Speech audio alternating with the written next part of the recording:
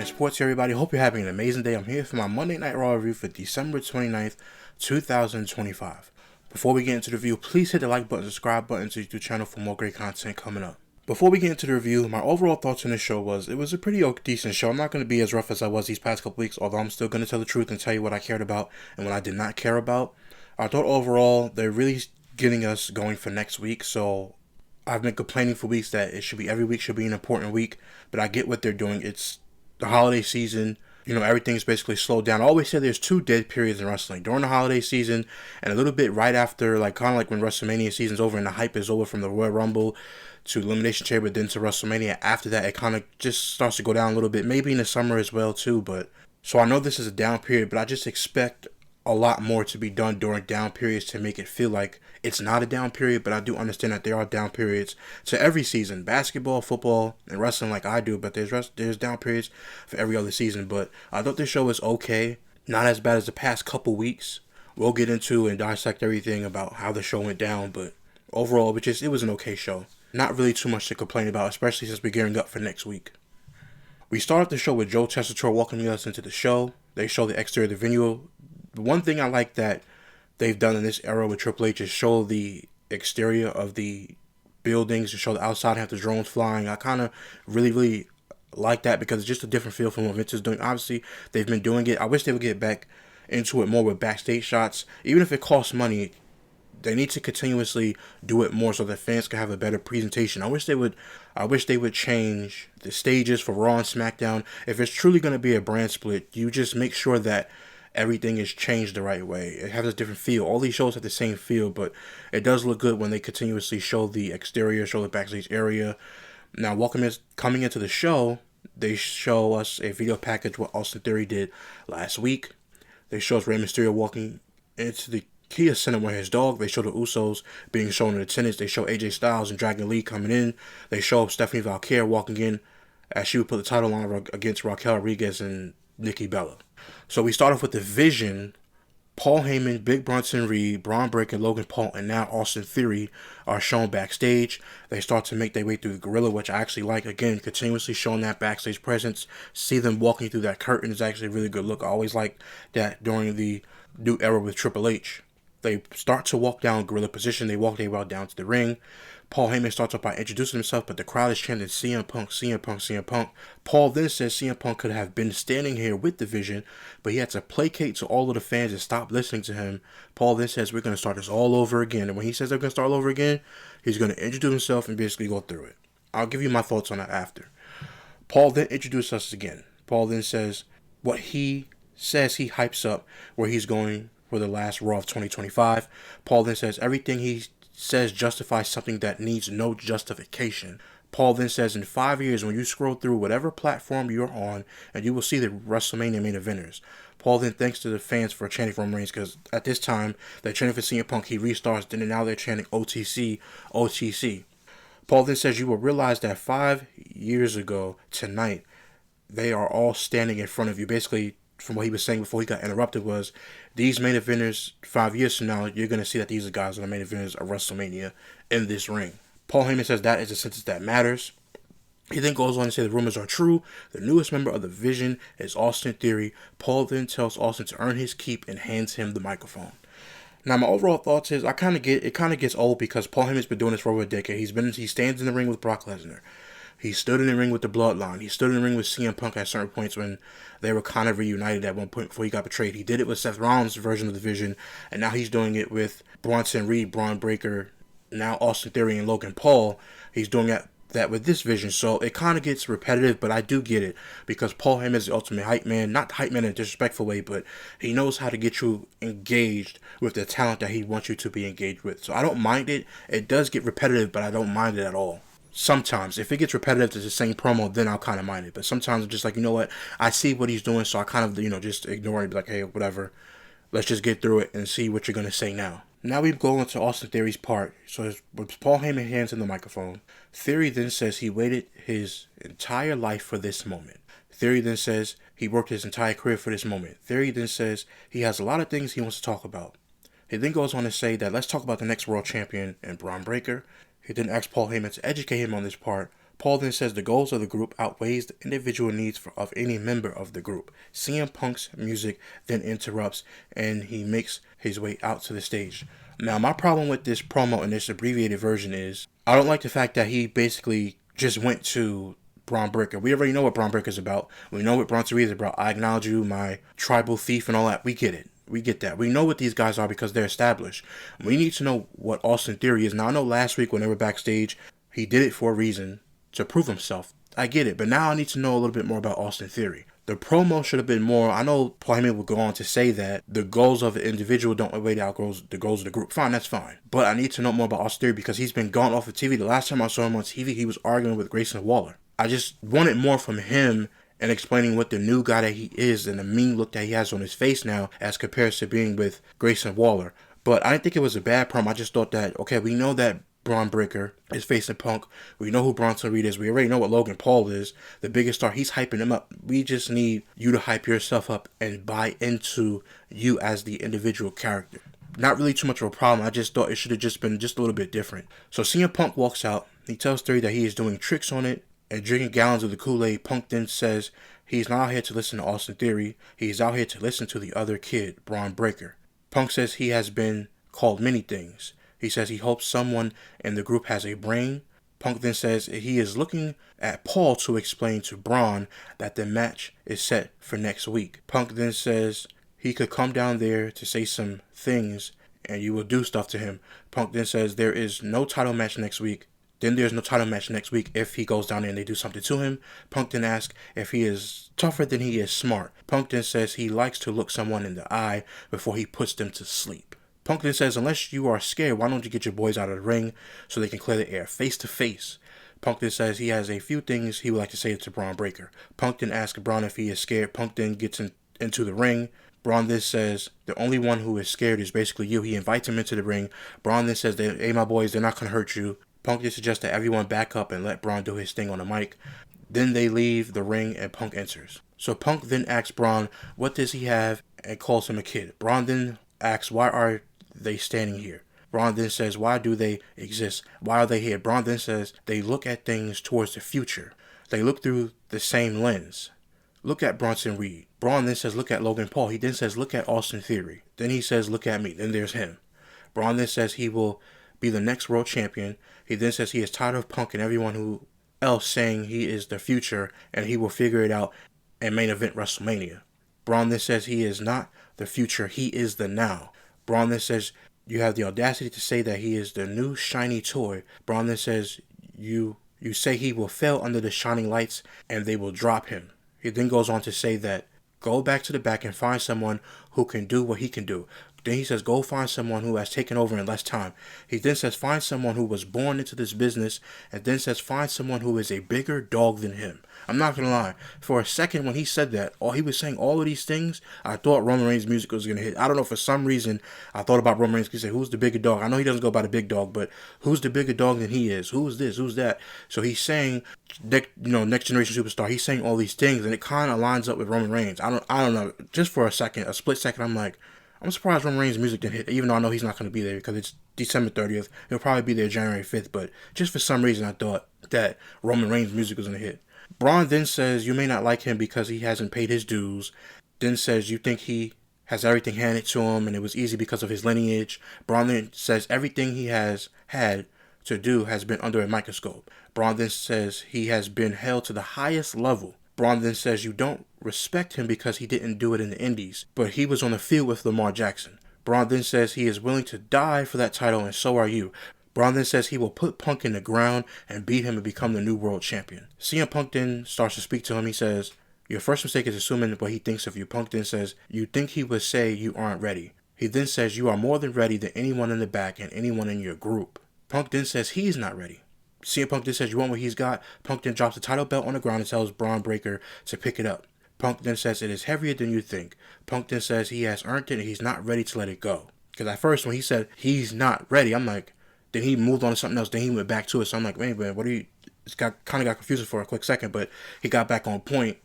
But he's not ready to let the title go. Punk then says he is not ready to go into sold out arenas to have the privilege to ask if it is a good day to be alive in Orlando on a Monday night. Punk does this every single week. Punk then says he is not ready to stop being a champion.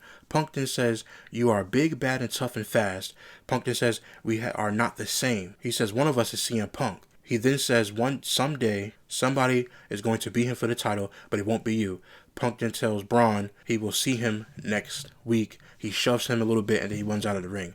I thought this was a really good promo between these guys, the way I read it, because it's hard to translate a promo that you're not cutting or something that you're not saying. So to read it verbatim is kind of difficult because you're not putting the energy into it that CM Punk and Braun Breaker did for this entire promo. But it was overall thoughts of the promo was actually very, very good. I actually like the fact that Braun Breaker is getting out of his shell a little bit more. He's actually speaking and actually talking and actually they're letting him use the microphone instead of it just being Seth Rollins and Paul Heyman. It's like, no, you can speak for yourself. So I really do like that. CM Punk, obviously, he's not cutting the same promos as he used to back then. But I guess you could say it's not the same way as he's cutting it back in the day or like he was in AEW. A lot of people say that. But I still think he's doing a good job for what he's being asked to do. The last week promo that he cut, I didn't really like that promo. This was a little bit, actually much better than the one he cut last week. I was kind of confused by the one he cut last week. I didn't really like it that much. But overall, this was a great segment with the Vision in the ring. They let Braun Breaker showcase himself. They let CM Punk get in the ring with them. And they had a nice back and forth ever since Braun Breaker dissed him. So I really enjoyed this particular segment. We then head to the back where Jackie Redmond is with Raquel Rodriguez to ask her about tonight's title match as well as the chaos that has been going on. Raquel says there will be no tricks tonight. Raquel then says nobody's going to get in her way of getting to the title. Liv then shows up and interrupts. So I knew this was going to be a bad part already. I knew this was going to be a horrible part where she came out and interrupted her. I'm like, they're planted the seed. That's it right there. As soon as she went to go interrupt her, I'm like, man, you really just couldn't wait. But I kind of see the ego in Liv Morgan and just continuously interrupting Raquel Rodriguez because now the spotlight's on her. And I really think that she doesn't want the spotlight to be on Raquel Rodriguez. So Liv shows up and interrupts her. She then says JD and Dominic are out and that they need her to take care of business. Raquel then says she can handle this alone. Liv then says she knows, but Roxanne has an idea. But basically, Raquel then says she wants to know what Roxanne had to say. Roxanne then shows up and says, and Liv says they want Raquel to be champion. Roxanne then wishes her luck, and Raquel says she doesn't need luck. We then get Nikki Bella making her way to the ring, Raquel Rodriguez making her way to the ring, and now Stephanie Valkyrie making her way to the ring. At the beginning of this match, it looked kind of choreographed. I'm not going to lie. I'm going to be honest in my review. A lot of women's matches in this company look choreographed. And you can just tell, like, if somebody's going for a clothesline, it's like, oh, go for the clothesline, then duck. But it's like, it just moves so slow. It's not to pick on anybody, because I'm not trying to do that. But it just seems so choreographed in some of the ways that they move. Especially at the beginning of this match, when they were pushing each other and trying to get at each other. It just seems so choreographed. And I feel like when you have veterans like this, it shouldn't look like this. But again, I'm not going to pick on nobody in wrestling because I didn't wrestle. But I'm just saying what my eyes see during the match, that it looked kind of choreographed. Eventually, they all picked it up. But at the beginning, I was like, man, you could tell this was, okay, do this, then go do this, then hit the clothesline, but you make sure you got a duck. It just looked so slow and choreographed. But overall, it was a good match between all three of these women. Raquel Rodriguez then hits a Tejada bomb on Nikki Bella and tries to hit on Stephanie Valkyrie, but Valkyrie escapes. She hits Nikki Bella with a Tejada bomb. After that, Stephanie Valkyrie pulls her out of the ring. I thought this was a smart thing. They all land down. She pulls her out of the ring, pulls her in the last rope, pulls her out of the ring. Stephanie Valkyrie goes for the pin. 1, 2, 3, and pins Nikki Bella. I thought it was a good match overall. Again, they need to showcase Stephanie Valkyrie a little bit more, especially now after this match, triple threat match on Monday Night Raw. You showing what she can do and how great she is in the ring. We all know how great Stephanie Valkyrie is, but now it's time to give her a serious program. Okay, this was nice, a nice little thing on Raquel Rodriguez and Nikki Bella being in the title picture for nostalgia. That's fine. I had no problem with the match overall, but now there needs to be more story heading into January 5th, Monday Night Raw. Overall, it was a good match for the women. Again, kind of choreographed in the beginning, but overall, it was just a good match, and I was actually entertained watching the match. I didn't have a problem with it at all, except for the beginning where it felt a little bit telegraphed. But other than that, it was a good triple threat match between all three of these women. So Stephanie Valkyrie retains the championship. We then head to the back where Jackie Redmond stops Gunther to ask if he has been disrespectful to John Cena. Gunther says he made John Cena tap out. R-Truth then shows up. He yells, "Gunther!" out loud. R-Truth shows up and tells Gunther he's been disrespectful and the disrespect needs to stop. He then says, "You made John Cena tap out." He then says, "You say it every week, saying the same old song, and it makes you a piece of," and he goes into his ear to say that, a piece of garbage, piece of shit to him in his ear. Truth then says Gunther is not a good person. Truth then says he won't let it happen again. Gunther then, I knew he was going to do this. As soon as R-Truth was serious in Gunther's face, cutting his promo in his face, I knew Gunther was going to look at him and just laugh in his face. I knew he was going to do that. As soon as he did, I knew he was going to do that. So Gunther laughs in his face and looks at R-Truth and asks if that's supposed to be a challenge. He then tells R-Truth he will see him in the ring. Now, my instant reaction was, please God, no. I don't want to see Gunther versus R-Truth tonight. I just don't want to see it. I don't care to see it. I don't like the way they've been doing R-Truth ever since he came back and cut his hair. When he said, I'm Ron Killings now, and then they didn't do anything with it. I didn't want to see this match. But when the match came on and I actually saw what they did in this match, I was like, okay, at least it's here right now. They're still not giving Gunther a big story program, which is kind of lazy a little bit in my opinion, just because it's like, hey man, this guy beat John Cena and retired, and John Cena has been seen since. He's done an interview with Cody Rhodes, but he hasn't been seen since, and then now you're feeding him R-Truth. It's like, we need more story now. Now we need progression and development of Gunther and what he's going to do. WWE Women's Tag Team Champions Kairi Sane and Asuka make their way down to the ring. Asuka starts off by saying last week she faced Rhea Ripley and she beat her. Asuka then says, you all think your stupid mommy can take her on? She then screams in Japanese. Asuka then says, all of you are stupid, baby. Zayn then repeats what Asuka said. Zayn then says Io never should have offended her. Asuka then yells at Kairi Zayn. She yells at Kairi out loud, which I'm getting kind of tired of her doing that because it doesn't lead to nothing. It tries to be funny and she yells Kairi and just yells at her. I'm like, I still don't get it. I got it at the beginning. When she first started doing that, because she would stay behind backstage in the promos, then she would yell Kairi for her to basically come quickly. But I'm like, now she's cutting a promo and you're doing it again. I don't know. I didn't get it. But it is what it is. So she yells at Kairi and it forces her to jump on her foot, which I didn't really care about that. Asuka then takes Kairi Zayn's microphone. Asuka then clears her throat and says, last week Io and Rhea paid for the disrespect. Asuka then says nobody is ready for the Kabuki Warriors. Rhea Ripley's music then hits and she makes her way to the stage with Io Sky.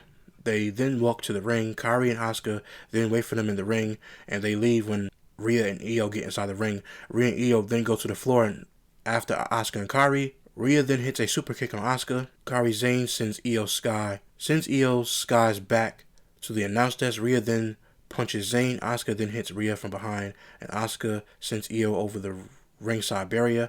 Asuka and Zayn then hit some forearms and double sledges to Rhea's back. Zayn then goes up, but Io pushes Zayn off the turnbuckle. Io then kicks Asuka and Rhea with a pomo kick. Zayn then escapes the riptide, but Rhea hits a back elbow and a shining wizard. My overall thoughts on this segment was, I keep trying to tell you guys every single week that, listen, I appreciate the fact that the WWE is trying to make the tag team division be relevant, which they are. They're doing a good job of it. I have no complaints about it, but again, this Rhea Ripley and Io Sky pairing, although I get it, it's kind of frustrating and annoying. I wish they were doing something else. And I keep telling you guys this. I don't mean to complain about it every week. It's just to get the thought to people's minds. It's like, listen, Rhea Ripley is very good. I understand what they're doing. They're keeping her out of the title picture because everybody gets tired of Rhea Ripley being in the title picture. I understand it. I understand everybody gets tired of it. I don't want them to do the same thing that they did with, Charlotte Flair, when Charlotte Flair was always in the title scene, and then now they try to not give her credit because Vince McMahon always wanted Charlotte Flair in the title scene. I get it. So they're putting Rhea Ripley with Io Sky to take some of that heat off, you would say, and book the tag team division, but you're still neglecting the women's world title division because, no disrespect, I don't want to see Raquel Rodriguez in the women's world title scene. Not right now, at least, especially when Liv Morgan is basically the star of the Judgment Day. Again, this is just basically filler until we get to January. That's why I complain every week and say I want more. I want more storytelling between these women. Again, it's a nice thing that the tag team division is playing out the way it's playing out, but man, Rhea Ripley is too much of a superstar to be in a tag team division. Same thing I say about AJ Styles. I'm keeping it consistent across the board. Io Sky's too big of a superstar, but again, the women's world title scene is being neglected. Now, Asuka and Kairi Zayn being in the tag team division and being the big bad, you could say big bad wolf of the tag team division, I have no problem with that. But Rhea Ripley and Io Sky, after this January 5th episode, whether they win the championships or not, and I hope they don't, but if they win or lose, if they win, then they're probably going to continuously go with it, obviously, because they'll be champions. But if they lose, it has to be the end of it. It's the end. Let the Kabuki Warriors retain their championship, and after that, let Rhea and Io go on to do things that they want to do for themselves and do individually. You can put Io against Becky Lynch if she beats Maxine Dupree, Women's Intercontinental Championship. We'll be able to hopefully see that, and then you can have Io Sky and Becky Lynch make a program. You can have Rhea Ripley do something afterwards going into the Royal Rumble season. But other than that, they're doing a good job, but I just want to see the superstars contend for world championships, and if not, Just give them a better story. Now, the story with this is it's over already. They've been going back and forth facing one-on-one singles competition every single week with each other, and now we get to the ultimate grudge match, you would basically say, for them to face off. And it's like, well, what happens if the Kabuki Warriors win? Do they face them again? Is the story over? On January 5th, it should be over. Kabuki Warriors should retain, and this story should be over by next week. We then head to the back where Rey Mysterio and CM Punk stops by. Rey says he knows Punk will have his back, but he is good. Rey then says you have a title to defend next week. Rey then says he is covered tonight. They shake hands, and after that, we get Gunther makes his way down to the ring for the next match of the night to address the crowd. Gunther says your anger is misdirected. Gunther then says direct it to your superhero who tapped out like a little bitch. He's basically continuously poking at John Cena, which is a good thing. You want him to continuously do that, which is absolutely a good thing, but they have to, again, progress this more now. It's been a couple weeks since John Cena's been retired. December 13th. It's December 29th on Raw. Now we have to get past the part where we know he retired. John Cena's going to continuously brag about it, but I need something more now. R-Truth makes his way down to the ring for the next match of the night. Now, what stood out to me in this match with R-Truth and Gunther, just real fast, it wasn't a long match. It was a good a little back and forth that they tried to give R-Truth some offense. It was one part of the match towards the end where R-Truth gives Gunther the shoulder tackle, like the shoulder bump like John Cena does. So Gunther staggered. He then does it again. Shoulder bump, boom. Gunther falls down. R-Truth tries to get the crowd to hype himself up. He's hyping himself up, and he turns around. He gets a big boot. He doesn't even get to do the "you can't see me." He gets hit with the big boot, and I knew it was coming. I just started laughing because I know it's coming. They're not gonna let him get how the crowd all hyped up and do all this stuff. And as soon as he turned around, he hits him with a big boot. I thought it was the funniest thing in the world. He hits him with a big boot. He hits him with a powerbomb, goes for the pin. Referee counts 1, 2. He picks him up, his shoulders off the mat. He then starts to elbow him on his neck area. Gunther puts him in a sleeper hold, and the match is over. I thought it was the funniest thing. I told you guys at first, I didn't really care about the match. I did not want to see the match at all. I'm like, listen, we got to get something better for Gunther. But on this match, the funny part was when he just tried to do the shoulder tackles like John Cena and tried to get the crowd going, he turned around, he just took a boot to the face. I thought this was the funniest thing that happened all night. It was truly funny. I got a kick out of it. Just the way they're making Gunther just be mean. I think that's the part that I really liked about it. They're just making him really mean. So, when you're a babyface, you get the crowd pumping and going. And then, because after the 2 shoulder bumps is "you can't see me," they didn't let him do that. That's what I thought was good about that part, was they didn't let him do that. So it was a decent match. I didn't really care for it, but that little part of the match just made me laugh throughout the entire time. Just laughing at R-Truth because it's like, man, like, what are we doing here? But Gunther wins the match against R-Truth. It was really nothing, but that was just a funny moment. We then head to the back where Jimmy asks Jay if he's ready to win the titles back. Jimmy then asks Jay if everything's okay. Jay then says he feels like nothing is going right with him. He then says it is one thing to be in a bad spot, but he doesn't want to put his brother in a bad spot. Jimmy then says Jay is a champion and an 8-time tag team champion. Jimmy then says Jay has everyone ready to yell that word. 4 letters, 1 word, yeet. The same thing I do every single week. We see Byron Saxton interview area. He wants to talk to Finn Balor. Byron Saxton asks about the 2025 for how was 2025 for the group. Finn Balor says it has been a difficult year. He says Raquel was unsuccessful in the ring tonight, winning the women's world title. JD is out. Dominic is out. He says that it is a holiday season. It's time for hope. He then says he carried NXT, and now that he's going to pick the Judgment Day and carry them on his back. It was a decent promo, but again, here's my problem with the promo. I didn't have a problem with the overall thoughts of the promo of him putting NXT brand on his back, that there are no leaders in the Judgment Day, and that he wants to reach down and he will pick up JD, he will pick up Dominic, and he'll put the group on his back. I have no problem with that part. My problem is that he's going to cut this promo and pick the team up, and he wants to win gold and bring championships to the Judgment Day. Is the creative team going to follow pursuit and allow him to win the championship and be there for the Judgment Day? And allow him to win a championship for the Judgment Day. So it's like, great promo by Finn Balor during the break. Great promo. But is he going to win and follow up on his word? Whether it's the IC title, which Dominic has, but it's like, is he going to win the world title? If not, they were just getting a bunch of filibuster in the promo. That doesn't really mean nothing. So hopefully they do follow up, because they said last year he's supposed to get a big push, and that's supposed to be a misinterpreted story. Now, it wasn't true, and nothing came out of it. So is something going to come out of this promo with Finn Balor? I hope so. He's very good in the ring. He's up there in age, but it doesn't matter. He's just great in the ring. So I really do hope to see him do well, especially with Judgment Day. They've been teasing a lot of stuff. They're kind of, again, WWE gets into these things where they get into the story and then they just pull back. And it's like, man, just keep going. It's the same thing with the whole Chad Gable and Otis thing. We bring these things up not to be repetitive, but we bring these things up to notice how you do a storyline and you want to go into the storyline and then you try to pull the trigger and you never pull the trigger, or you keep delaying the trigger to the point where the crowd just gets upset and they don't want to deal with it anymore. So again, hopefully Finn Balor can go for the Judgment Day. After that, we see a video package for Ombu Finn Beyond. We got one on SmackDown, then we got one on Raw. We then head to the back where Javon Evans shows up and wishes AJ Styles and Dragon Lee good luck. Evans then says Mr. Pierce asked him to be here. AJ then says maybe they can run it back wherever he is situated. El Grande Americano then stops to talk to Evans. Evans says he has a lot of respect for them, but he isn't running from them. AJ Styles and Dragon Lee show up, and it looks like we were getting a match in the future. Lee then translate what Grande says. Basically, Javon Evans said he didn't understand what they said at all. I told you guys from the jump, I didn't really care about the Los Americanos, Grande Americano. I don't care about none of this. I think it's stupid. I think they need to stop. I think these guys are so much better than this, man. It's just such a lousy booking, and the way that they're booking a Grand Americano, just let the gimmick go. Let it go.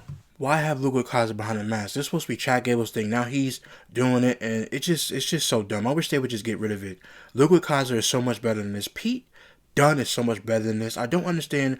A Grande Americano is just not funny. It's not funny. Whoever made this gimmick, I wouldn't be surprised if Vince McMahon did it and just pitched it, even though that's not true. I'm just saying, I'm being tongue-in-cheek, but it's still, like, this is just horrible. I don't understand why we care about this. I'm not going to spend too much time on it again. I don't care about a Grande Americano. Javon Evans is better than this. Ludwig Kaiser is better than this. They're just way better than this, and it's just very, very stupid that they continuously have this character on TV. We see Paul Heyman walk up to Austin and ask him if he's going to let Ray ruin his night. They then congratulate Austin Theory on being added to the group, and they then tell him that they have his back. Logan then says he's not the most humble guy and one of the biggest stars. He then says he was nervous on his first day. He then says they will all have his back tonight.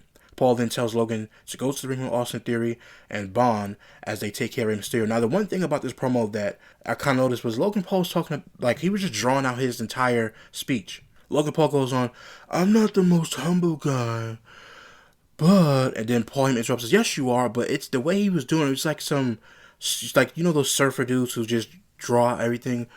Dude, come on. Like, just the way he was saying it, I'm like, why is he talking like that? Like, I'm not the most humble dude in the world, but I'm just like, man, what is going on? I mean, I get it. He's being braggadocious, but even still, just drawing it out, I was like, man, why is he doing that? But anyway, Rey Mysterio makes his way out to the ring for the match. We get a singles match between Austin Theory and Rey Mysterio. Rey Mysterio is going for the 619. Logan then takes Rey Mysterio up because, you know, after Rey Mysterio does the 619, he goes up to jump over the rope. But Logan Paul took him and grabbed his ankles and swung him down, and basically he falls onto the apron. The referee calls for Ville, obviously, for disqualification. Logan Paul and Austin Theory start to jump Rey Mysterio.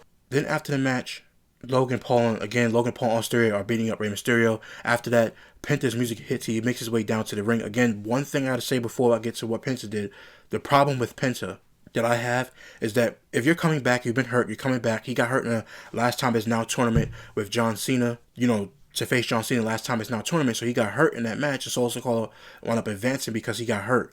When you're making your return, and this is what he did, and I think it was Saudi Arabia at Night of Champions. He came down to the ring and he was just walking slow. This time he didn't do his little strut and walk slow. What he did was just walk slow and just stood there. And then he ran to the ring. It's like, man, Triple H has got to tell these guys some urgency. When you come out, have some urgency to actually go help somebody. And in this match, he wasn't in this interference or coming out to save Rey Mysterio. He didn't do that. He walked very, very slow and then he ran. But anyway, so he runs out there. He helps Rey Mysterio. They basically fight back and start beating up Austin Theory and Logan Paul. He hits a head scissor on Logan Paul, followed by a dropkick that sends Logan Paul into the ropes. Ray then hits a 619. Again, this was a nice moment for Penta coming back.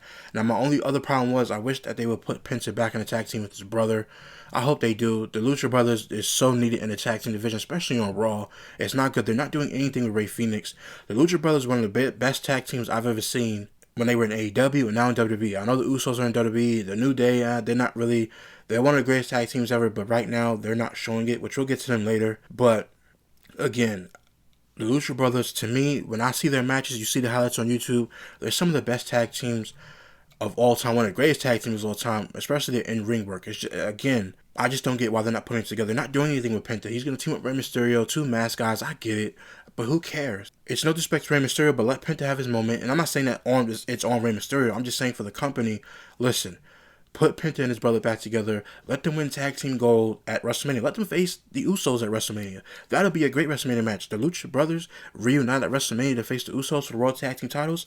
It doesn't get any better than that. Which I basically spoiled the ending, but it is what it is. We then head to the back where Rhea tells Asuka she is delusional. They basically have a vintage backstage, which I don't get this. You come out to the ring. You fight. After you fight, then you cut a promo backstage. I didn't really get the placement of this. I was like, you just had the interaction earlier. Now you're backstage cutting a promo again. It's like, I know you guys shot this promo before you came out to the ring to fight. It's like, why not? I don't know. I just didn't get why the placement of this backstage vignette. Anyway, Rhea tells Asuka she is delusional. Rhea then says, you are the one who betrayed Io, broke her face, and missed them both. Rhea then says, you hide behind Kairi. Rhea then says, we disrespect you, but you are the ones that are disrespecting us. Rhea then says next week she will break Asuka. Io then tells Kairi that she is lost and it is too late. Io then says, you have chosen the wrong path. Io then says, she is stronger than Asuka, and she has passed the teacher. Io then says, they will teach you respect when they become tag champions. Again, I have no problem with the vignette backstage again, but if they had Asuka and Kairi then cut the promo in the ring, or they should have had them cut the promo backstage, and then for Rhea and Io to interrupt and then they fight backstage, that would have just been an even better presentation for both tag teams. It's just the fact that they cut the promo, they go out there and fight, and then after they go out there and fight, they go up in the back and cut a promo. Because that's how it's layered out. We come outside and cut a promo, come to the ring, cut a promo, then after we cut the promo, we go and fight you, then we go backstage cutting the promo. It's like, no, structure it the right way. They cut the promo in the ring, or they cut a promo backstage, change it, cut the promo backstage, then after that, later night, they respond to them, and then they start brawling backstage and fighting. That's how I would have done it. That's what I said, it didn't make sense, but the actual backstage vignette was actually good. I just didn't understand the placement of the backstage vignette. So we get Grayson Waller, who is basically relevant. He interrupts Byron Saxton in the interview area. Waller asks, who is going to win tonight? Waller then asks Woods and Kofi who's going to win tonight, and they say nobody. All together, they say nobody. He then says there will only be losers, and Orlando is used to losers, which gets heat by the crowd. Kofi then says, they told you once AJ Styles and Dragon Lee won the titles, the division died on the spot. He then says if the Usos win, that means the titles and the division have gone straight to hell. Woods then says that is where they are supposed to say they will be waiting in the wings. They're not going to say that. He then says if you are the champions, you should want to test yourself against the New Day. He then says they are the greatest tag team of all time. Okay, this is my problem with this promo. I don't care about the New Day right now. You could be one of the greatest tag teams all you want to. I don't care about the New Day right now. Not right now, at least. They haven't done anything. Okay, let me just give you the full play by this team. Turn heel, don't capitalize. Don't capitalize on turning heel. They will go to WrestleMania. They go to WrestleMania and beat the War Raiders. They beat the War Raiders. After that, they lose the tag team titles. Ta-da. The end. I don't care about this group. They didn't capitalize when it was hot. Them being heels, yes. Can they cut a promo? Yes. But them being heels is just not working anymore for me.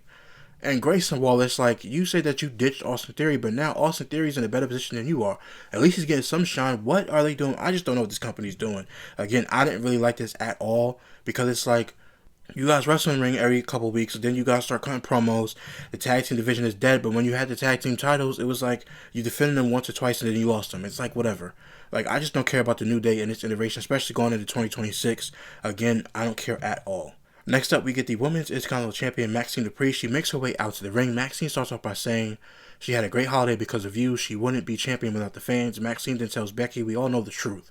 Maxine then says, you can tell people you are the real IC champion. Maxine then says last week you had no choice but to tap out when she got a hold of your ankle. Maxine then says she won't give up this title. So after she cuts her promo, Becky Lynch comes out. Becky Lynch music hits, then she says she makes her way down to the ring.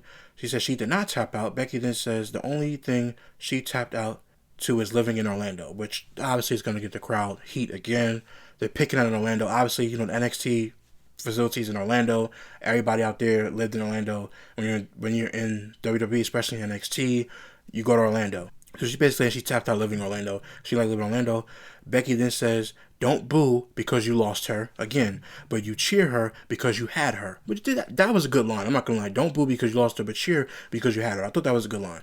Becky then says, if you get rich and famous, and you can move out of here too, which is another dig at the city. Maxine then says, to choose wisely. Maxine then says, if she gets a hold of that, she will break it and you will submit again. Becky then says, "You are moody." Becky then says she didn't come out to fight and she doesn't start them. Becky then says she finishes them. She then goes on to say she has come to give her credit. Becky then says she thought Maxine was the worst she had seen, which again is digging at her personally because everybody was booing her when Maxine Dupree first started in the ring and started wrestling with Otis and Akira Tozawa, and she would come out with that group. Everybody would just basically boo her because she just wasn't good in the ring, which she has been improving, so I'll give her credit. Becky then says you were able to steal the title from her. Becky then says for over the last few months she has gotten a tiny bit better. Becky then says you were able to steal the title from her. Maxine then says the only thing she has stolen is the spotlight. Maxine then says she will prove it next week. Maxine then says you won't get to blame anyone after next week. Now, I'm not going to lie. Before I get to the rest of the promo, I thought when she first came out and said, "How was everybody's holiday?" I had a good holiday because of you guys. I was like, oh my God, please do not do the generic babyface promo. Please don't do it. Don't do it. But then she ended it off well. At first, I was hesitant because I'm like, man, please do not do another babyface, white meat babyface promo.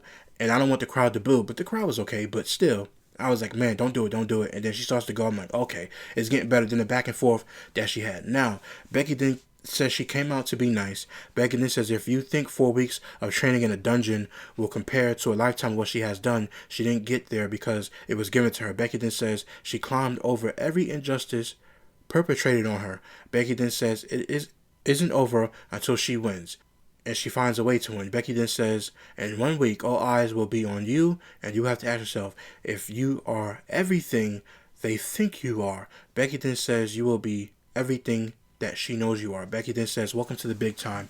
Becky then leaves the ring. I'm not going to lie.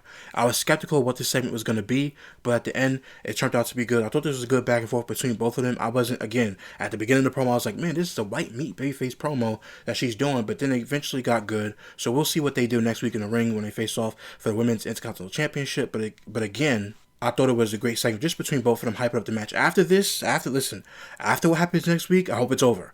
But for now, it was a good thing. They really did good with this back and forth promo. I thought they really did a good job. We then head to the back with Trick Williams. Love Trick Williams. Where Trick Williams is with Adam Pearce. Pearce talks about trying to put him on Mondays. Bayley and Lara Valkyria then show up after that. But before I get to Bayley and Lara Valkyria, Trick Williams is cutting his promo. He's very, very, very good at cutting the promo. He's talking to Adam Pearce. Adam Pearce tries to relate to him. I don't know who told him to do this, but Adam Pearce is trying to relate to Trick Williams and trying to it's kind of it's not, I don't have a problem with it, but it was just oh, I'm down with you being here too. You know what I mean? It was just the way that he was just talking. I'm like, dude, just be yourself. You don't have to play into that. Just let Trick Williams cut his promo. You be the GM. You don't have to try to play into what Trick Williams is, the energy or the vibe that he's giving back off of you. It is what it is. I have a problem with it, but I kind of noticed that. I'm like, oh, I see what you're trying to do, but it's not working. Just be Adam Pearce. But anyway, so he's trying to get Trick Williams to come on Monday Night Raw. Bayley and Lara Valkyria show up. Lala asks if you thought about them being in the tag division. She then says they want next. Pearce then says it's going to be Roxanne and Liv. Bayley and Lara then argue about why they are getting a chance. Bayley then calls Pearce an idiot, and Lara tries to explain what Bayley meant. She said she called him idiot in the term of endearment. Now this is the part where Bayley's angry. This is not the nice Bayley, this is the angry Bayley. So this Bayley's basically calling him an idiot and saying, I beat Roxanne last week, and all these different things like that. It was a good backstage interaction. At least they had Trick Williams backstage to show and cut a promo in front of the crowd, which is good. Not in front of the crowd, but being backstage, the audience can see who Trick Williams is. By the way, at first, when he was first back there, I thought that they were going to bring Javon Evans in, because remember, Adam Pearce wanted to see Javon Evans, so I thought Trick Williams and Javon Evans was going to be on the same screen together. And I don't really watch NXT, but I know their history in NXT facing each other. So I said, do they want to do that now, or are we going to wait for that? So they kept them apart, which is a good thing. But for that one moment, I thought, hey, they probably going to have these two on TV together. It would be nice, but just hold off on it. In which they did hold off on it. As far as Bayley and Lara go, if the Kabuki Warriors win next week, hopefully we'll see Bayley and Lara Valkyria versus the Kabuki Warriors, then do something with that. Again, I really feel like Bayley has been not given the opportunity to be who she is in this business, which just for another date and time. But I just feel like she's being pushed back for some reason. I just don't like where Bayley's at. The character development, again, they keep going on and off with the story, but they need to continue with the story to see where this goes. Maybe it'll end with Bayley and Lara Valkyria facing off in a match. But I just don't like what they've been doing with Bayley for the past 2 years. I'm not going to lie. Ever since she lost the women's title at SummerSlam to Nia Jax, I haven't like what they've been doing with Bayley. After that, we say Joe Tessitore then says they will be moving to SmackDown while Corey Graves and Michael Cole will be on Raw. This is basically to say that Joe Tessitore and basically those guys are going back to SmackDown because the football season's over for just Joe Tessitore's schedule. After that, Michael Cole and Corey Graves will be on Raw. And by the way, I always been to say this on here. I'm glad Corey Graves was on commentary because last year, after Pat McAfee came back, I have no problem with Pat McAfee. He's good at his job too, so I'm not dissing anybody. But the problem I had was when Corey Graves was doing such a phenomenal job, they just pushed him down to NXT. And then Booker T got, I guess, I don't know if he was playing into it, but he got mad because of how Corey Graves was acting, and Corey Graves went on social media to complain. But I'm like, man, you guys acting like Corey Graves is some scrub. Corey Graves is great. He's great at commentary work. I understand what Pat McAfee does with Mike Cole and pulls a lot out of him when it comes to being on commentary. I get it, and I like Pat McAfee. I got no problem with Pat McAfee. But Corey Graves does a good job, and he's very, very underrated. Everybody knows how good he is, but I still think he's underrated for the way that he presents these matches and the way that he acts on commentary. He's very, very good when it comes to commentary in the company. So I'm glad that Corey Graves gets to continue to keep his spot on Monday Night Raw and SmackDown for the past couple months. It is then announced next week there will be a tie-in with Stranger Things. I don't care nothing about that. Io Sky and Rhea Ripley will face Kairi and Asuka for the women's tag team titles.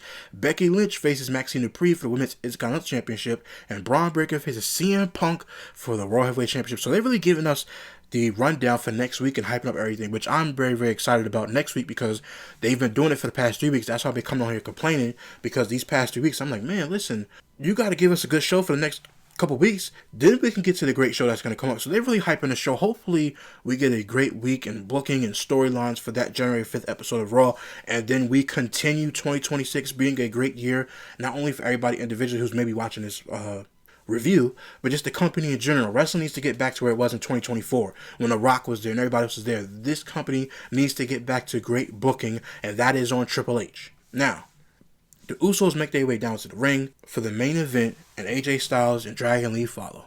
This entire match was phenomenal. If you go back and watch the highlights, it was great. At the end of the match, AJ Styles puts Jey Uso in the Styles Clash. This was great. Styles Clash is one of the best moves that is in the business. This is why I tell you guys I love AJ Styles in the ring. He is just such a good wrestler, one of the greatest of all time, in ring performance wise, one of the greatest. The Styles Clash is one of the greatest moves ever in the history of wrestling, in my opinion. But he hits a Styles Clash on Jey Uso, goes for the near fall. AJ then tags Lee and puts Jey on the top rope. This move I love. Dragon Lee puts Jey Uso on that top rope. Dragon Lee walks on the rope. He kicks him off. Jey Uso bounces off the rope. Go for another Styles Clash. Jimmy then hits a super kick on Dragon Lee, and AJ is set up on an apron. AJ then goes for the phenomenal forearm, but he is met with a double super kick. They then do the same to Dragon Lee, and they hit a 1D on Dragon Lee, and Jey Uso pins Dragon Lee for the win for the World Tag Team Championships. And after the match, Wade Barrett says statistically the greatest tag team in history just got statistically even greater with number 9. The fans then applaud the title change. The Usos then head to the same section they made their entrance way down from. They celebrated with the fans. They got their pyro on the back.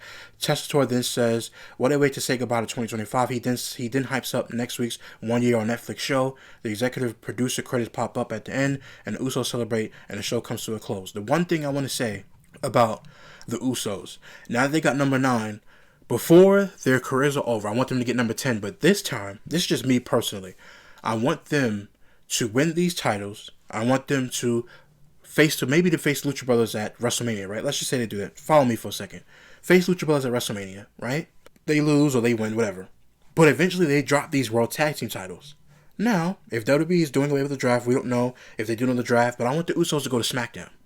I want the Usos to go to SmackDown, and I want them to win the WWE Tag Team titles on SmackDown. Why? Because I'm a stickler for stuff like this. Like, if you guys notice, all of the belts, the Usos won the penny belts, the one that look like pennies, then the ones that look like silver. They won both of those that look like silver belts, the old tag team title belts.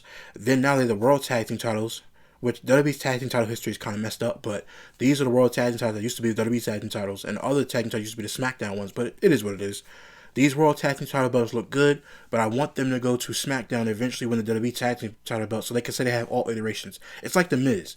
The Miz can be the one that brags and says, He's held the WWE Tag Team titles, the old World Tag Team titles, then the Tag Team titles that are the World Tag Team titles now, which are the Tag Team titles at one point. He held the red ones, he held the blue ones, he held all of them. So he's held them. I want the Miz to be able to get one more too, but for the Usos, I want them to do that too because it gives them that accomplishment. The same thing with the Hardy Boys. I do hope the Hardys come back to WWE and hold the World Tag Team titles and the WWE Tag Team titles. They did it when it was the Raw and SmackDown Tag Team titles, but I like to see them get both these iterations of these belts. I think it's cool when you're able to do stuff like that. But overall, I thought it was a good show, not a great over-the-top show, but the matches did carry the show. The main event did carry the show. It wasn't a great fantastic like they're trying to promote next week as, so I'm going to take it as if you're not promoting this week to be a great week, then it's just an okay week. The matches were fine. I had no problem with it. Some of the segments, again, I went over with you guys. I told you that it was okay. It wasn't really, whatever. But overall, it was a decent show. It wasn't a bad show like it was these past couple weeks. To end the show, they did a good thing by putting the tag team titles on the Usos. And now AJ Styles can focus on his retirement tour. And going into 2026, hopefully he can get a world title. Maybe go against Cody Rhodes. I don't know. Just do something with AJ Styles because I don't want this retirement tour to be a tour where we just have him here and kind of like how they did with John Cena's retirement tour. I want this one to be special. AJ Styles is one of the greatest in-ring talents this business has ever seen. And because he's one of the greatest, I just want him to get that respect that he deserves. So I'm glad they, he had a run with the World Tag Team titles. Now it's time to actually pick up his booking and pick up his momentum heading into 2026. But overall, my thoughts on the show was it was a decent show. It wasn't the greatest. It wasn't really a bad show. It went by kind of quickly, ended really fast. About 5, maybe 10 minutes earlier than it was supposed to, but again, it was a decent show. It wasn't too bad at all. Let me know in the comment section down below how you guys felt about Raw tonight. If you enjoyed it, if you disagree with my opinions, let me know in the comment section down below. Please hit that like button and subscribe button to the channel for more great content coming up. Until next time, see you real soon.